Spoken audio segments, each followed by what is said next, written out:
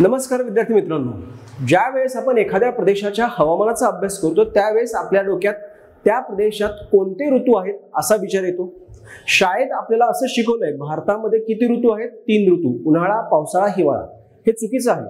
पावसाळा हा ऋतू नसतो। पावसाळा किंवा पाऊस पडणे ही एक घटना आहे, ही एक हवामानशास्त्रीय घटना आहे, ती कोणत्याही ऋतूत होऊ शकते। प्रत्येक प्रदेशात मूलभूत 2च ऋतू असतात, उन्हाळा आणि हिवाळा। त्या व्यतिरिक्त काही ऋतू एखाद्या प्रदेशामध्ये निर्माण होऊ शकतात। जसं तुम्ही ब्रिटनमध्ये गेलात तर तिथे उन्हाळा आणि हिवाळा याच्या व्यतिरिक्त स्प्रिंग आणि ऑटम, वसंत शिशिर असे 2 ऋतू आहेत। तसंच भारतामध्ये आपल्याला किती ऋतू आढळतात? आपल्याला आढळतात 4 ऋतू। कोणते?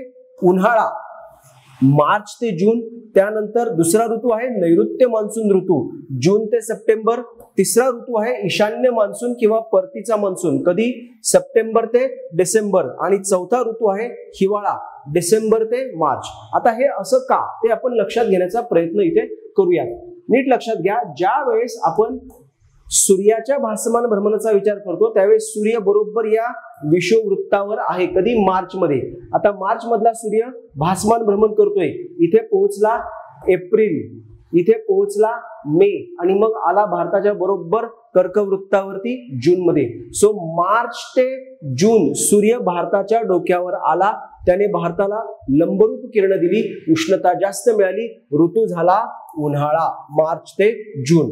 आता जून मध्ये इथे असलेला सूर्य माघारी फिरला, जून, इथे आला जुलै, इथे आला ऑगस्ट, आणि इथे आला सप्टेंबर। सो जून, जुलै, ऑगस्ट, सप्टेंबर सूर्य परत भारताच्या डोक्यावरून माघारी जातोय। खरं तर तेव्हा पण उन्हाळा जाणवायला पाहिजे, पण जाणवत नाही, कारण त्यावेळेस भारतामध्ये कोण प्रवेश करतं? त्यावेळेस भारतामध्ये इथून नैऋत्य मान्सून वारे प्रवेश करतात, की जे वारे मोठ्या प्रमाणात बाष्प आणि ढग घेऊन येतात। त्या ढगाच्या आच्छादनामुळे प्लस त्या ढगांमुळे पडणाऱ्या पावसामुळे आपल्याला जून ते सप्टेंबर जास्त तापमान जाणवत नाही।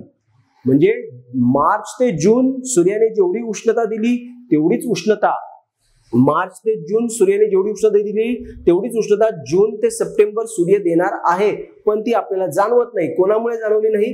तर या वाऱ्यांमुळे। कोणते वारे? नैऋत्य मान्सून वारे। म्हणून त्या कालावधीला आपण काय म्हणतोय? जून ते सप्टेंबर कालावधीला आपण म्हणतोय नैऋत्य मान्सून ऋतू। आता पुढे लक्षात घ्या, आता सूर्य सप्टेंबर मध्ये विषुववृत्तावर आहे, तिथून तो चालला दक्षिणेकडे, सप्टेंबर, इथे आला ऑक्टोबर, इथे आला नोव्हेंबर, आणि इथे आला डिसेंबर। आता सूर्य भारतापासून दूर दूर चाललेला आहे, म्हणजे भारताला मिळणारी उष्णता कमी व्हायला लागली, आणि मग हा मान्सून भारतातून माघारी फिरला, त्याला आपण काय म्हणतोय? ईशान्य मान्सून किंवा परतीचा मान्सून। सो सप्टेंबर ते डिसेंबर भारताच्या हवामानावर भारतातून माघारी फिरणाऱ्या मान्सूनचा प्रभाव जाणवतो, आणि म्हणून त्या ऋतूला आपण म्हणतोय ईशान्य मान्सून ऋतू किंवा परतीच्या मान्सूनचा ऋतू। आता डिसेंबर मध्ये सूर्य कुठे पोहोचलेला आहे?